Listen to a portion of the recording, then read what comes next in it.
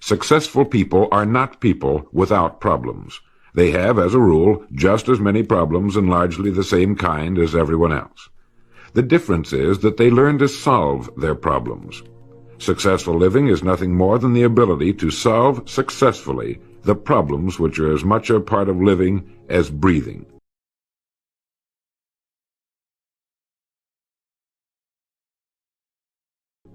The degree of our success will be determined by the extent to which we can solve our problems. If you can tell me what you want, I can tell you how to get it. The problem with the great majority of individuals is not with their ability to achieve their goals in life, but rather with the failure to understand two factors vital to successful living. The first is to make the decision as to what it is we want enough to give it most of our attention until it's been achieved, and to clearly define it. And the second is to fully understand that we have the ability to achieve this goal or we wouldn't want it in the first place. The next vital rule to successful living is to understand that our success is won or lost by our ability to serve others. We are interdependent, and it's just as impossible to succeed without serving others as it would be to live in our modern world without others serving us. Our rewards in life will and must always be in exact proportion to our service. It is the misunderstanding of this single law which, in my mind, is responsible for fully 90% of the frustration and discontent we see around us. Now, a lot of people don't like this law, if they're even aware of it, but not liking a law does nothing to change it. The basic laws of nature and economics are unchanging. If we're out of step with them, we are, as Thomas Huxley put it, checkmated, without haste, but without remorse. But to those who know and work with the laws, he said, they are paid with the overflowing sort of generosity with which the strong delight in strength. If a person doesn't like his income, all he has to do is take a good long look at his service. Look where you will find this law in undeviating operation. Our rewards will always be in exact proportion to our service. This is the law, then, that lies as the supporting structure of economics and personal well-being, so fix it in your mind. All attempts to sidestep or in any way avoid this law will result in frustration and failure. So this brings up the question, if what I want is more than I now have, how can I increase my service in order to earn it? Well, whom do we serve? We serve people. So let's take a moment to try to understand people. The more we understand them, the better we can serve them. I think of an adult human being as a grown child, doing his best to play for the first and last time on earth this game called life. The extent to which he learns the rules of this mighty game will determine his success. But right here we run into an historic and exasperating fact. People down through the centuries have, with the most amazing consistency, divided themselves into two groups. One group contains about 5% of any given population. The other group contains the remaining 95%. Neither of these two groups is any better than the other. But one thing separates them. The big group, the one containing about 95% of the people, never seems to get the word, while the smaller group, the 5%, does. Now, what do I mean by getting the word? I mean about 95% of the people never quite understand, emotionally or intellectually, that we as individuals control, to an altogether unsuspected extent, our lives here on earth. That each one of us is the architect of the structure fashioned by our years. You see, all of us want the same things, but only about 5% figures out how to get them. Within each of us burn two unquenchable ambitions: to serve importantly and to gain financial independence.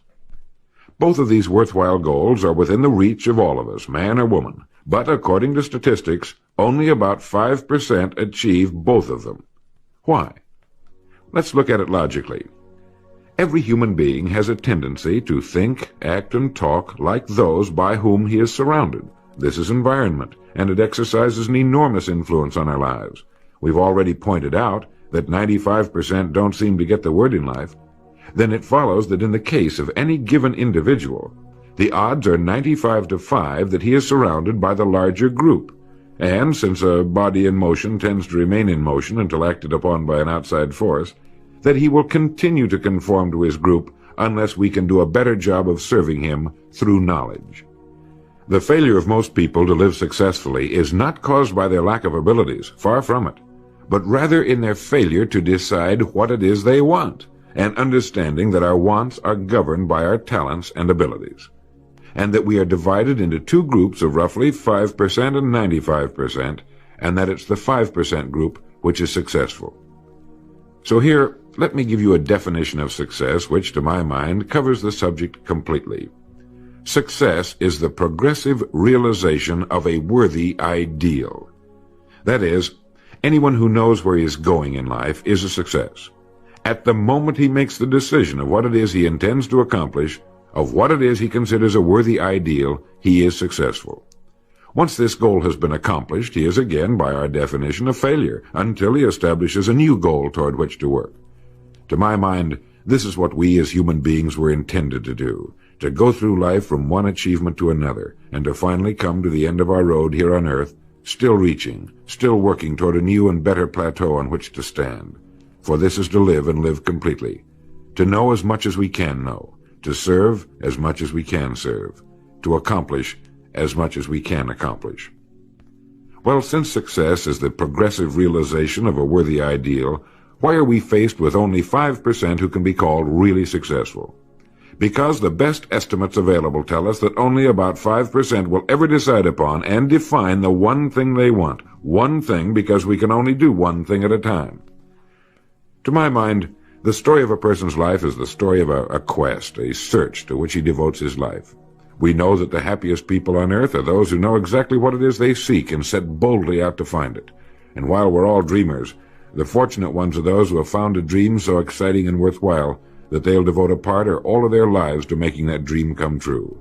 But while all dream, by far the great majority, that 95%, never realizes that a persistent daydream is often the point on which we should set our compass, the place toward which it is meant for us to journey. The tragedy is that the great majority shrugs off this built-in direction finder and returns to the wide, visible, well-marked road in life which they feel must be the best road because it carries the heaviest traffic. Well, let's make this point clear. The road in life with the heaviest traffic is not the best road to follow, for it is the road of the 95%. It is the road with no more opportunity, and with 19 times as much competition. Of all the billions of human beings who've lived on Earth, all great advances, all great ideas have come from just a handful, a few thousand out of billions. Now, how have the people as a group reacted to the great ideas? Every great leader and thinker, from Socrates to the Wright brothers, has been scorned, ridiculed, poisoned, imprisoned, stoned, pilloried, burned at the stake, or crucified. Mankind as a group has made a consistently grisly game of tormenting his saviors. Why? Lack of information, lack of knowledge. It comes from following the wrong crowd. What can we learn from all this as individuals? Two things. One, to amount to anything as individuals, we've got to be individuals. We've got to have individual goals, individual thinking, individual action. And two, we must never conform to the great mass of people. We must love them, help them, for our joy and success will be determined by the extent to which we serve them. But we must never lose our individuality and identity by permitting ourselves to be submerged in this suffocating sea of indirection and purposelessness. There's nothing wrong with emulation. In fact, it's a good idea, so long as we emulate a person who represents that which we wish to become, but never the crowd, never the 95%. We are what we think about. Our minds, our thinking controls our destinies here on earth to a degree totally unsuspected by the great majority of people. When you think about it a moment, it becomes so obvious, so clear and simple. Well then, if we become what we think about, and if we can control our minds, we can pretty well tell our own future. And that's the point I want to make. That's what I meant when I said earlier that each one of us is the architect of the structure fashioned by our years. This means that if we're confused about what we wish to become or accomplish, our lives, our environment will mirror that confusion. It also means that if we know what it is we seek, that it must be accomplished. Barring an act of God or a catastrophe over which we have no control, we as individuals can call our own shots for the rest of our lives. We can know what it means to go through life from one success to another, to play life according to the rules and reap the rewards. We can know what it means to have peace of mind and live calm, cheerful, successful lives.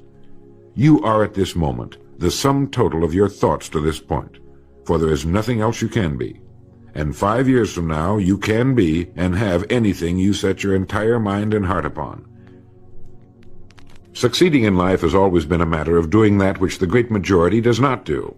Now let's keep this in mind as we get into this business of goals. It isn't that I want to make an invidious comparison between the 5% and the 95%, not at all. That's just the way it is. And if we don't recognize it, it will be to our cost. At the beginning of this record, I made the statement, if you can tell me what you want, I can tell you how to get it. You see, the trick is not in achieving our goals, it is in establishing them. A ship would never leave a harbor if it did not have a destination. An industrial plant would never open its gates if it did not have a product or a purpose. Football would not be played without goalposts, nor would baseball without a home plate. Every business operates for a purpose.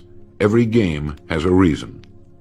Getting back to the analogy of our ship, if you were to climb to the navigation bridge and ask the captain the name and location of his next port of call, he would tell you immediately. There's not the slightest doubt in his mind. Can you tell anyone your destination just as quickly and in one sentence? The captain of the ship knows that he can arrive at only one port at a time. He knows that it's impossible to arrive at two. Do you know that? He also knows that his destination will be invisible for fully 99% of his voyage, but he knows it's there, and that he'll reach it, barring an unforeseen catastrophe, if he will just keep doing certain things a certain way every day. One fine morning his destination will appear on the horizon. He'll sail into port, his voyage successfully completed. When his business has been accomplished, he'll then sail to another predetermined port of call, and this will take him and his ship from one success to another for the rest of both of their lives. By understanding that he can reach only one port at a time, the owner of a ship can, in the short space of a very few years, reach hundreds of ports successfully.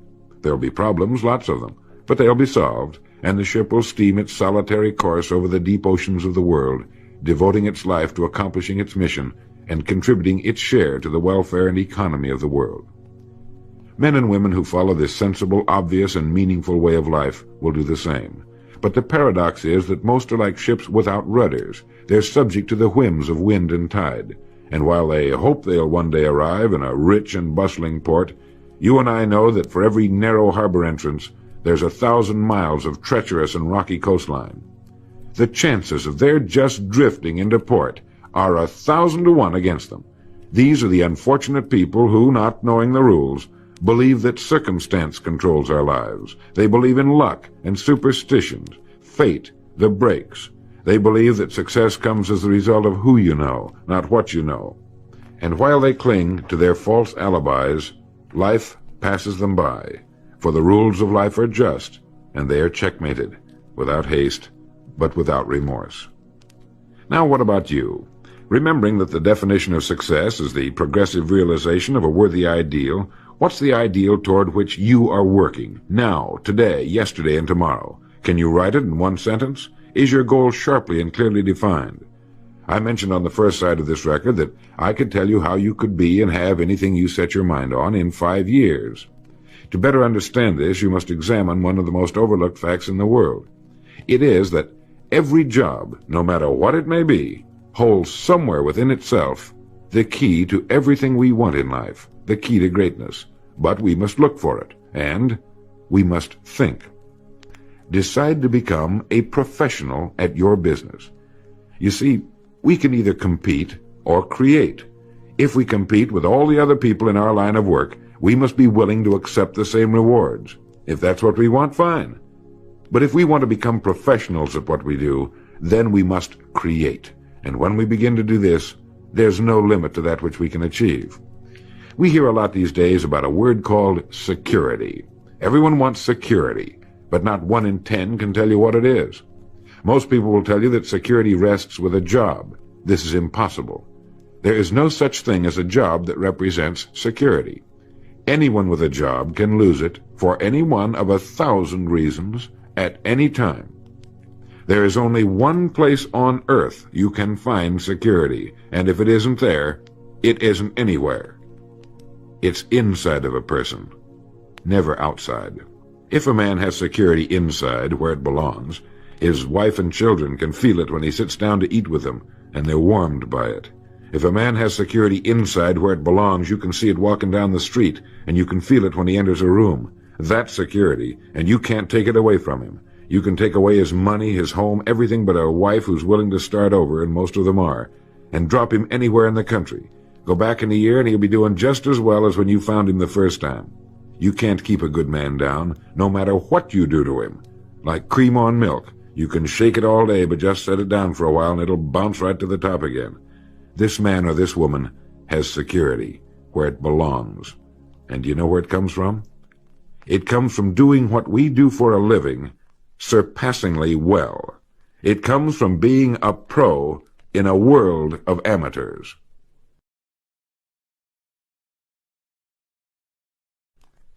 Becoming a pro isn't difficult. It comes from knowing what to do with time. It comes from knowledge, planning, and working. First, knowledge. This means learning everything we can about what we sell, learning everything we can about people, since that's who we sell, and learning everything we can about selling, since that's our profession.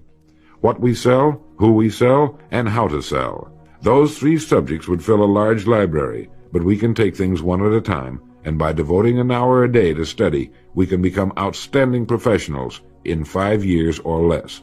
And it's the professionals in this business who can write their own tickets, good times or bad. They can live where they choose, and being professionals, work when they choose. Second, planning. This means writing down the specific goal we're now working toward. It means writing in detail about the first port of call we want to reach, realizing that we can only reach one at a time. It means selecting the income we feel will represent financial independence to us. Once this has been selected, we know exactly what we must do in order to reach it. As soon as our first goal has been reached, we can set a new one. The person who does this is the person people call lucky. Good things just seem to happen to him. The so-called breaks start coming his way. But it's a result of planning and working positively that attracts the good things to us. I can't emphasize too much the importance of describing your goal in detail. If it's a beautiful new home, get the actual plans, or at least an elevation drawing of the home, and carry it with you so that you can look at it regularly. If it's a certain amount of money, write down the specific amount for the coming year to the penny, and then work your plan. Whatever your goal may be, write it down in detail. Then you're like this ship. You're on course, and you'll reach more successful ports in a few years than most men do in a lifetime. And third, working. Working more than the average, if we're going to achieve more than average results, is necessary, of course. But with proper planning and with knowledge, it seems easy. Moreover, to work, we need energy, and energy is inextricably linked to desire. Unless we have a desire to do a certain thing, we find ourselves without the energy. But you will never find desire without energy. Once our goal has been crystallized in our minds and we realize that we become what we think about, our doubts vanish as to whether or not we can achieve our desired ends, and with the picture of our dream in our mind, we have abundant energy. Compared with what we ought to be, we're only half awake. Our fires are damped, our drafts are checked. We're making use of only a small part of our possible mental and physical resources. Stating the thing broadly, the human individual thus lives usually far within his limits. He possesses powers of various sorts which he habitually fails to use. He energizes below his maximum, and he behaves below his optimum. And then he wrote, "Excitements, ideas, and efforts, in a word, are what carry us over the dam." He goes on in this excellent essay to point out that we have deep reservoirs of abundant energy that we habitually fail to use, and that by pushing past the first false feeling of fatigue, we will find an exhilarating second wind that will take us to our goals. This is why in studying the lives of the world's great men and women, we find they seem to be indefatigable. Work meant nothing to them, because what they were doing, where they were going, filled their entire worlds. Frequently, people find it difficult to establish a goal toward which to work. Realizing that we cannot be successful without a goal, here's a good way to solve the problem. Get off by yourself and where you can think without being disturbed. Then write on a sheet of paper a complete description of the person you would like to be and the things, in being this person, you would have. Once this has been done, start acting the part of the person you wish to become. Carry, as often as you can, a clear mental image of the person you want to be, and begin to be that person. Soon this will become so knit with habit, it will lead you without fail to the goal you seek. You see, when you begin to do this, you're using your greatest power, your mind, and you will become what you think about. The only thing about a man that is a man is his mind. Everything else you can find in a pig or a horse. Think about that line until you know what it means. The only thing that sets us apart as human beings is our divine minds. Everything that means anything to us, our love of our families, our faith, our dreams, our talents and abilities, our religion, everything we know, is connected to us solely through our minds.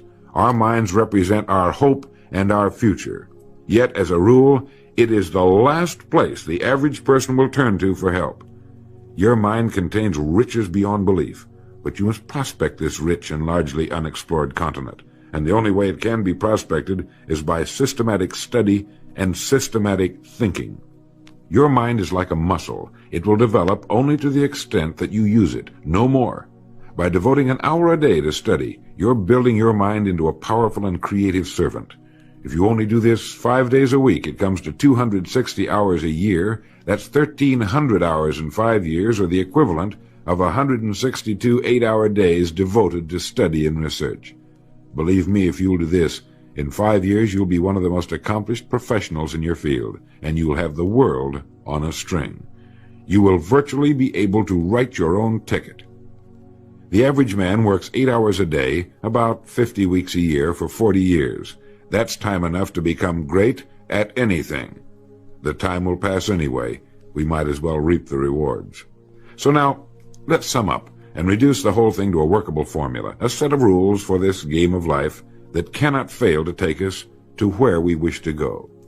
The first and most important thing to remember is the rule that controls our life. We become literally what we think about. This means that we must establish a worthwhile goal toward which to work, a goal that will occupy our minds most of the time. This goal should be written out or illustrated. We should look at it and restate our purpose every morning, every night, and as many times during the day as we can. We must fully understand, emotionally as well as intellectually, that whatever it is we set our heart upon will become real in our lives. We must also remember the law that lies as the basic foundation for all economics and personal well-being as well. Our rewards will be in exact proportion to our service, and if we want to get into the top 5% of the people, we must often cut ourselves away from the effects of our environment and become individuals with individual goals, individual thinking, individual actions. We must realize that our daily work contains more opportunities than we could develop in a lifetime, and that our job contains within itself the key to greatness, the road to everything we could possibly want in life for ourselves and our families. We must realize, too, that security can be found in one place only, inside of us. If it isn't there, it isn't anywhere. And the only road to security lies in doing what we do for a living surpassingly well.